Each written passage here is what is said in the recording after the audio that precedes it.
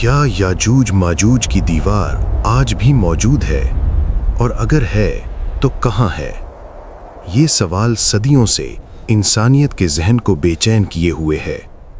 قرآن مجید میں ایک عظیم بادشاہ کا ذکر آتا ہے جسے ہم ذو القرنین کے نام سے جانتے ہیں۔ اللہ تعالیٰ نے اسے زمین میں اقتدار عطا فرمایا اور ہر طرح کے اسباب مہیا کیے۔ وہ ایک سفر پر نکلا، یہاں تک کہ دو پہاڑوں کے درمیان ایک ایسی قوم تک پہنچا جو بات مشکل سے سمجھتی تھی۔ انہوں نے عرض کیا، اے ذو القرنین، یاجوج ماجوج زمین میں فساد پھیلاتے ہیں، کیا ہم آپ کو کچھ مال دے دیں تاکہ آپ ہمارے اور ان کے درمیان ایک دیوار بنا دیں؟ ذو القرنین نے جواب دیا، جو کچھ میرے رب نے مجھے دیا ہے وہ بہتر ہے۔ پھر اس نے حکم دیا، لوہے کے بڑے بڑے ٹکڑے لاؤ، یہاں تک کہ جب دونوں پہاڑوں کے درمیان خلا برابر ہو گیا تو اس نے کہا، آگ دہکاؤ۔ پھر اس نے اس پر پگھلا ہوا تانبا انڈیل دیا۔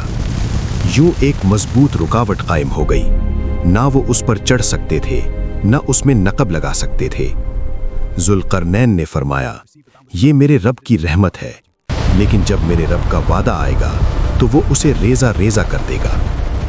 قرآن اعلان کرتا ہے، یہاں تک کہ جب یاجوج ماجوج کھول دیے جائیں گے اور وہ ہر بلند جگہ سے دوڑتے ہوئے نکل آئیں گے۔ یہ واقعہ قیامت کی بڑی نشانیوں میں سے ایک ہے۔ رسول اللہ صلی اللہ علیہ وسلم نے فرمایا، یاجوج ماجوج ہر روز دیوار کو کھودتے ہیں، یہاں تک کہ جب وہ سورج کی روشنی دیکھنے کے قریب ہو جاتے ہیں تو ان کا سردار کہتا ہے، واپس چلو، کل کھودیں گے، اور اللہ اسے پہلے سے زیادہ مضبوط بنا دیتا ہے۔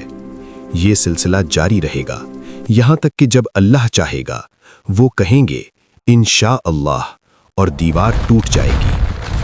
پھر وہ زمین میں پھیل جائیں گے اور ہر طرف فساد کریں گے۔ ایک حدیث میں آتا ہے، وہ پانی کے ذخائر تک پی جائیں گے، مومنین گھبرا جائیں گے اور حضرت عیسیٰ علیہ السلام اللہ سے دعا کریں گے۔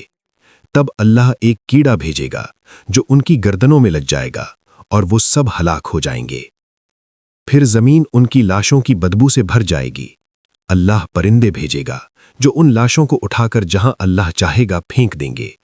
پھر بارش نازل ہوگی جو زمین کو صاف کر دے گی۔ یہ ہے یاجوج ماجوج کی دیوار کی حقیقت، قرآن اور صحیح حدیث کی روشنی میں۔ دیوار کہاں ہے، اس کی قطعی جگہ اللہ ہی بہتر جانتا ہے۔ مومن کا ایمان مقام پر نہیں، وعدہ الہی پر ہوتا ہے۔ جب وقت آئے گا سب کچھ ظاہر ہو جائے گا۔